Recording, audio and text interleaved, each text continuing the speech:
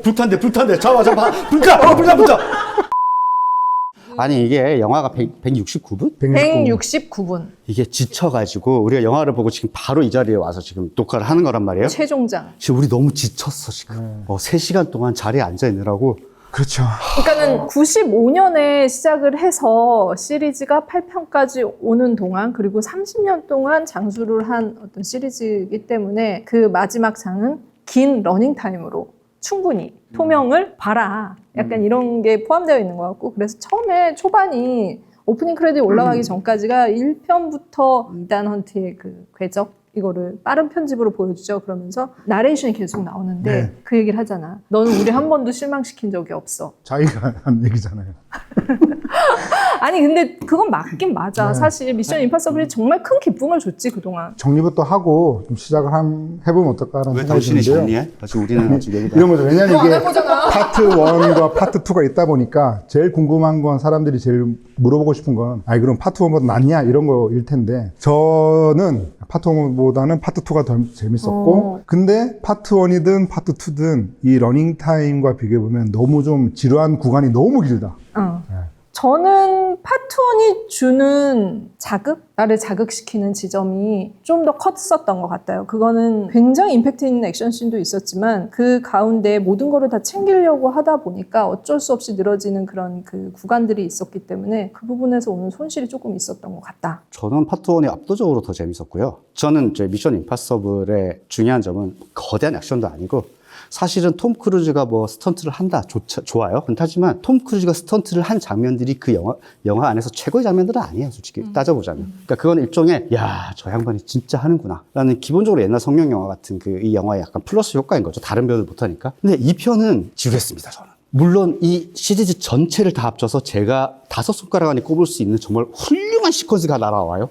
잠수함 시퀀스는 저는 좀 이따 다시 얘기를 할 텐데 와 이게 이렇게 찍을 수 있구나. 이 거대 자본과 직접한 스턴트와 이 모든 거를 다 조합을 하니까 이런 굉장한 게 나옵니다. 굉장히 예술적인 액션씬이 나왔죠. 예술적인 액션씬이 나왔어요. 그런데 문제는 거기서 영화가 올라가야 되잖아, 계속. 끝까지. 미션 임파서블은 원래 한층 액션 시퀀스들을 던지면서 마지막에 모든 걸 던져준단 말이에요. 근데 마지막 액션 시퀀스로 가면서부터 저는 전반적으로 긴장감도 그렇고 모든 게 약간 떨어져 내린다는 느낌이 들어서 중간까지는 재밌게 보다가 긴장감이 좀 확 나버렸어, 마지막에는. 그러니까 잠수함 액션씬 같은 경우는 좀 얘기를 하면 좋을 것 같은데. 기가 막혀. 그러니까 아까 얘기하신 것처럼 톰 크루즈의 그 미션 임파서블 액션의 기본은 날아가는 거에 매달리는 거잖아요. 그러니까 비행기에서 정말 수도 없이 매달리고 이번 시리즈에도 있어요. 근데 물속에서 물살을 헤쳐가면서 매달리는 것까지 이제 가는 거잖아요. 그러니까 볼이 막 이렇게 되면서까지 그 가는 거를 이렇게 잠수함에 매달려서 보여주는데 여기서는 또 되게 제가 인상적으로 봤던 게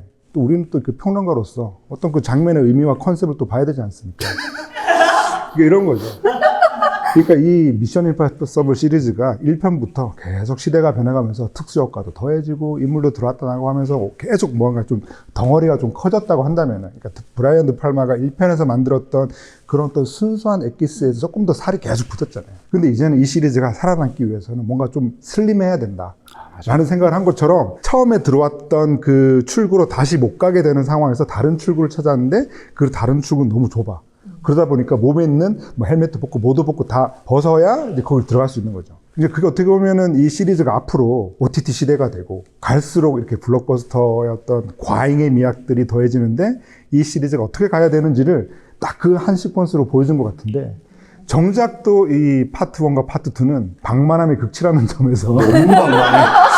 이게 또 이제 여러 가지 생각할 거리를 주는 거죠. 이게 제일 저는, 그러니까 슬림할수록 재밌어요. 왜냐하면 고전적인 스파이물의 형태를 띄었을 때 제일 재밌었죠. 왜냐하면 1편과 그리고 맥쿼리와 처음으로 같이 찍었던 1세가 처음 나왔던 5편. 이 두 개가 사실은 이 시리즈의 정점이란 말이에요. 맞아요. 왜냐하면 그게 거대한 액션이 있다기보다는 아이디어를 굉장히 많이 쓴 작은 액션들을 배치하면서 쫓기고 누구의 정체인지 모르겠는 그 스파이물의 기본을 딱 잘 슬림하게 만들었기 때문에 좋은데 그 맥쿼리랑 찍은 그 다음 6편도 슬림했어요 생각보다는. 왜냐면 후반부에 한 30, 40분을 다 헬리콥터로 그냥 조져버리잖아. 근데 데드 레코닝이 저는 재밌었던 이유 중에 하나는 기본적으로 맥커리가 전에 찍었던 그리고 1편과 같은 계속해서 장소가 이동하면서 쫓기면서 중간에 쉬는 장면이 별로 없어, 데드 레코닝이. 그러다 보니까 여기 재밌다라는 생각이 드는데 이 파이널 레코닝이 너무 훌륭한 장면들이 많은데 중간에 영화가 슬림한 게 아니라 마지막에 그러니까 우리가 어디까지 가는지 봐줘가 돼버리는 거예요. 그러니까 확장을 해버리는 거야. 그러니까 거기서부터 약간 이게 리듬이 좀 약간 방만해진다라는 느낌이 드는 거지.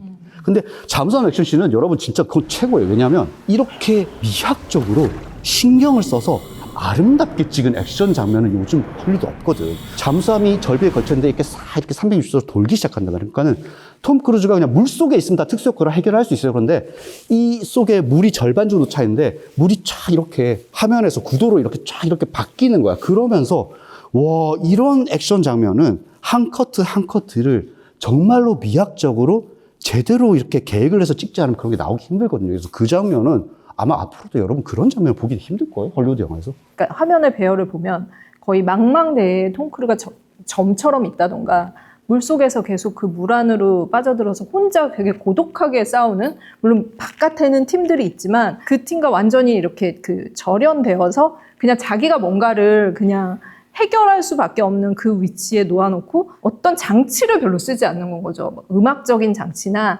아니면 어떤 이제 뭐 대사라던가 이런 것들을 다 전면 배제하고 그냥 오로지 그냥 우리가 이단 헌트를 지켜보게만 하는 그 힘이 정말 압도적이고, 그러니까 좀 약간 그 장면은 레전드 씬인 것 같아, 진짜. 근데 이게 너무 스케일이, 그러니까는 영화적인 스케일이라기보다는 이 이야기 자체 스케일이 너무 커. 왜냐하면 그 챗GPT가 지금 악당이에요. 영화의 악당은 챗GPT야. 지금 지브리나 만들지만 얘들이 이제 지구를 점령을 하고 모든 국가의 핵사로를 다 점령을 한 다음에 미사일을 다 쏴가지고 다 이제 지구를 다 없애려는 얘기예요. 그러니까 이거는 터미네이터야, 솔직히 말하자면. 이게 터미네이터란 말이에요, 이게. 근데 미션 임퍼서블이 물론 국가적인 규모의 어떤 제한 같은 것들을 계속해서 보여줬지만 이산 헌트가, 나는 에단 헌트가 지구를 살려야 되라고? 이런 생각이 드니까. 왜냐면 아니 뭐 한 국가를 살릴 수도 있고 한 조직을 살릴 수 있는 거는 괜찮아. 근데 이게 지구를 살리는, 굉장히 심지어 대통령과 백악관의 모든 사람들이 벙커에서 에탄 헌트가 지금 무엇을 하고 있을까? 헌트는 지금 어디에 있을까? 이러고 있어. 전 세계가 에탄 헌트의 주먹에 모든 운명을 걸고 있는 거야. 챗GPT는 지금 전 세계를 없애려고 하고 있고. 그러니까 이게 내가 지금 미션 임파서블을 보고 있는 건지 아니면 그런 생각 안 들었어요? 거의 SF 영화잖아, 이게. 이제 미션 임파서블만 남았잖아요. 007도 지금 언제 만들을지 모르고, 본 아이덴티티도 이제는 뭐 사실 유명무실해졌으니까 톰 크루즈 입장에서는 이제 나밖에 없다. 내가 다 해야 된다라고 하는 그런 의무감이 너무 과대해진 것 같아요, 진짜. 그러니까 대사 있잖아. 그러니까는 지금은 종교나 이념이나 어떤 것들, 그런 어떤 그 공통의 그 적이 없는 그런 상황에서 그러면은 뭐와 싸워야 되냐에 대한 문제를, 이거는 미션 임파서블 뿐만이 아니라 이 모든 이제 첩보물이 계속 이제 그 확실한 적을 만들어야지 이게 갈 거 아니야. 그 부분에 대한 고민을 계속 해갖고 지금 이제 그 미션 임파서블이 내놓은 이 적은 엔티티라는 지금 말한 이제 챗GPT. 챗GPT. 제가 그래갖고 저는 살아남으려고 항상 고마워라고 해요. 기억해줘. 심판의 날에 나를 기억해줘.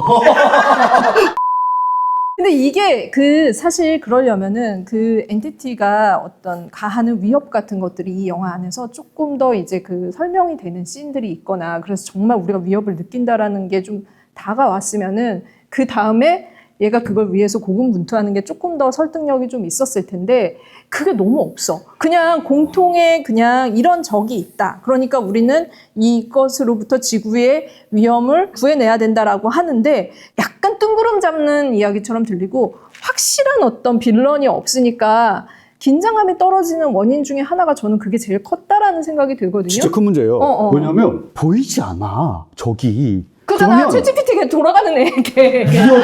위협이 안 느껴져. 왜 그게 큰 게 위협을 한다고 하는데 그거는 그냥 설정 속에 있는 위협이지. 그렇다면 이를테면 뭐 헨리카빌이라든지 아니면 훌륭한 악당들 있잖아. 1편의 존 보이트라든지 저기 있잖아, 필립 세이모 호프만. 모두가 알아볼 수 있는 배우가 그 어떤 뭐 엔티티의 하수인이 되어가지고 한다든지 이런 게 있어야 되는데 그런 악당이 단 한 명도 존재하지 않아. 실물 악당이 한 명 등장했어야 되지 않을까? 그 마지막에 가브리엘 있잖아요, 가브리엘. 가브리엘 무슨 가브리엘 얼굴도 기억 안 나. 그리고 마지막에 쌍엽기 매달리는 액션 장면에서 그 악당이 가브리엘란 말이에요. 유명한 배우도 아니고 뭐 그 전에 엄청난 악당으로서의 어떤 활약을 보여준 것도 아닌데 둘이서 쌍엽기에서 이렇게 붙어갖고 싸우고 있으면 그냥 어떤 생각이 드냐면 금방 잡겠네 이런 생각이 들어요. 그럴 때는 차라리 엔티티가 지브리 형태로 이렇게 괴물이라도 하나 보내가지고 이렇게 싸우던가 가오나시? 가운데시라도 보내던가. 어쨌건 저는 얘기를 하셨으니까 저는 쌍엽기 액션씬 같은 걸 저는 되게 좋았거든요. 그러니까 이게 이런 것 같아요. 이게 개인의 취향에 따라서 그런 건데 예전에 우리가 매드맥스 분노의 도로보다 저는 오히려 몇 장면 때문에 퓨리오사가 더 재밌었다. 뭐 그런 얘기 했었잖아요. 저의 어떤 더 취저였기 때문에 그랬던 건데 저는 쌍엽기 같은 경우에는 뭐랄까 이것도 어떤 이 작품 어떤 컨셉과 의미를 좀 깊이 좀 파고드는 입장에서 보면 이게 이제 톰 크루즈가 그 성령처럼 이 중력의 지배를 받는 히어로잖아요. 제가 딱 순간적으로 되게 놀랬던 게 뭐냐면은 날개가 한 바퀴 돌 때 순간적으로 그 중력 때문에 톰 크루즈가 위아래 그 어느 것도 잡지 않고 도는 장면이 있거든요. 와, 저렇게까지 하는구나라는 생각이 들기도 했고 더군다나 계속 이 안에 타고 있는 조종사를 끄집어내야 되는데 끄집어낼 방법이 없어. 근데 돌면서 그냥 쏙 빠지잖아요, 편리하게. 그런 거 되게 인상적이었고 약간 저한테는 약간 취저. 이게 되게 클래식한 그 액션 씬이긴 한데 저는 이게 조금 더 긴장 있게 나가려고 했다면 장면을 조금 덜어냈으면 좋았겠다라는 생각은 들었어요. 좀 길었어요. 그 쌍엽기 전투 씬이. 그리고 캐릭터 너무 많아요.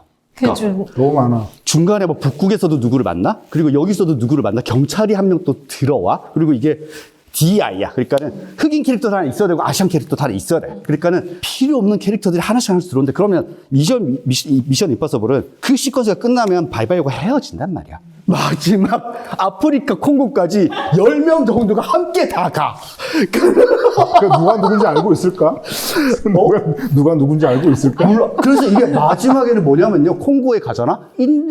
약간 아동용 인디아나 존스 가족 영화가 되는 거예요. 미션 임파서블이 아니라. 파트 1에서 나왔던 좀 엣지 있는 캐릭터들이 저는 파트 2로 오면서 그런 역할을 좀 못했다라는 게 좀 아쉬움이 있어요. 왜냐면 예를 들면 일사 같은 경우에 파트 1에서 죽여버리잖아. 그래서 이제 죽으면 안 더 돼. 이상 그 일사 그 가장 매력적이었던 바네사 커비도 잘했어요. 바네스 커비도 너무 멋있었거든. 그러니까는 미션 시리즈에서 가장 멋있는 일단 캐릭터가 하나 죽었어. 그러고 나서 이제 파트 2로 왔는데 톰 클레멘티프 같은 경우에는 되게 이제 위협적인 어떤 이제 그 어떻게 보면은 좀 약간 도끼가 있는 그런 캐릭터였잖아. 이 편으로 오면서 에다운트가 자기를 살려준 거에 되게 감화가 된 거지. 1편의 끝에서. 근데 아무리 그래서 감화가 돼도, 2편에 와서 그 얘기를 해. 너 왜 나를 살려줬니? 그 얘기를 한 다음부터 완전 충성하는 거야. 그래서 그 다음부터는 팀의 일원처럼 굉장히 이렇게 순종적인 캐릭터가 되면서 원래 그 배우가 가지고 있었던 약간 이 시리즈에서 좀 쓰임새 캐릭터성이 좀 사라지니까